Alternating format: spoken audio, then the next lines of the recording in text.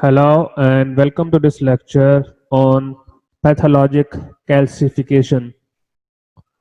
So first of all, we will discuss the definition of pathologic calcification.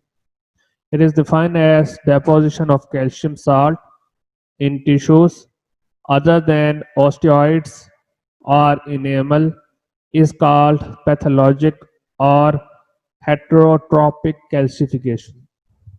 What is osteoids? Here you can see an example of a compact bone, and this is the anatomy of the compact bone where you can see the section. Here you can see the presence of osteons. This is osteon and this is lamella. So if the non-mineral deposit of organic matter occur around osteons and lamella, so then it is known as osteoids. And what is enamel? And the outer part of the tooth is known as enamel. So osteoids and enamel are not the part of pathologic calcification classification. It has been classified into dystrophic calcification and metastatic calcification. What is the difference between dystrophic calcification and metastatic calcification? The main difference is that the metastatic calcification could be occur in normal tissues, whereas dystrophic calcification occur in degenerative tissues. Then we discuss the etiopathogenesis, and the dystrophic calcification has been subdivided into the dead tissues or degenerated tissues. So the examples has been given to you. When we talk about calcification in dead tissues, and the caseous necrosis in tuberculosis is an example of calcification in dead tissues. Then liquefaction necrosis in chronic abscess, it is also an example of calcification in dead tissues.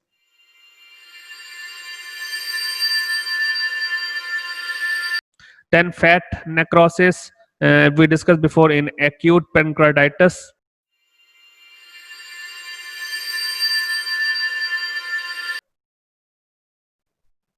So the in this case the calcification also occur. Then microcalcification in breast tissue cancer, it is also a common example of uh, dystrophic calcification. Then hematoma is another example of uh, calcification in dead tissues. What is hematoma? Hematoma is known as the localized bleeding, and if you see, this is the brain hematoma, where we have hematoma in intracerebral hematoma, subdural hematoma, or in epidural hematoma.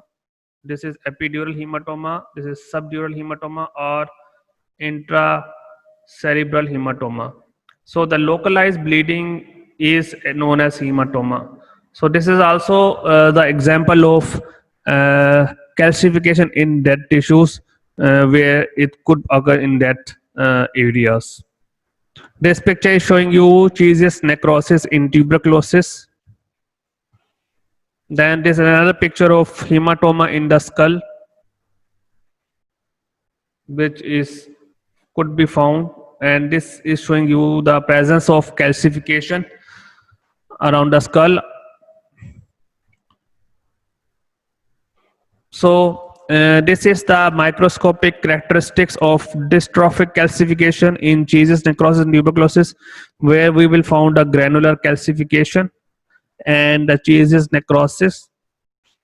And this is an example of dystrophic calcification in degenerated tunica media of the muscular artery of the uterine myometrium in Monkberg arteriosclerosis. And to understand this thing, let's take a look of the anatomy of the artery of the uterine myometrium. The artery of the myometrium consists of three main layers: tunica intima, tunica media, and tunica externa. This is the section of tunica media where calcification will be occur in the myometrium. So when you take a look of the microscopic characteristics, so this is the media. This section, if you take a look of this dark structure, this is actually the tunica media where the calcification occur. Then calcification occur in degenerated tissues like dense old scars in the atheromas in the aorta or coronaries, and then in fat necrosis. It could be occur in stroma of tumors such as uterine fibroid, breast cancer, thyroid adenoma. We will discuss them later on. Then goiter of the thyroid, where the thyroid get enlarged.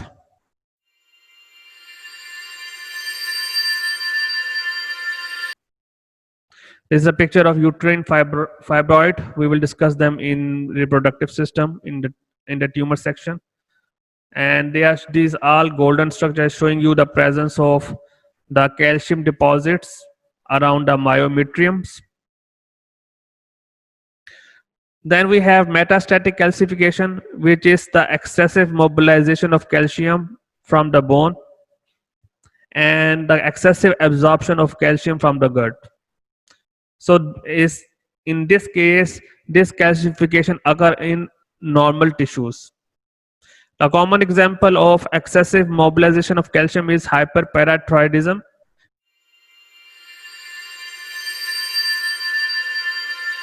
where we have hyperactive parathyroid, or the bony destructive lesion in the case that the bone will deplete all calcium from the bone itself, and it will be released into the circulatory system in the blood. Then hypercalcemia, the high level of calcium content because of the increased absorption of calcium from the gut. Then prolonged immobilization of patient, where the patient will be static. Immobilization means the static, it will be remain at one part and one location because of the coma or any disease. Then hypervitaminosis, then milk alkali syndrome, Williams syndrome, and renal causes. These all are responsible for excessive absorption of calcium, and they all syndromes will be discussed in systems as a separate topic.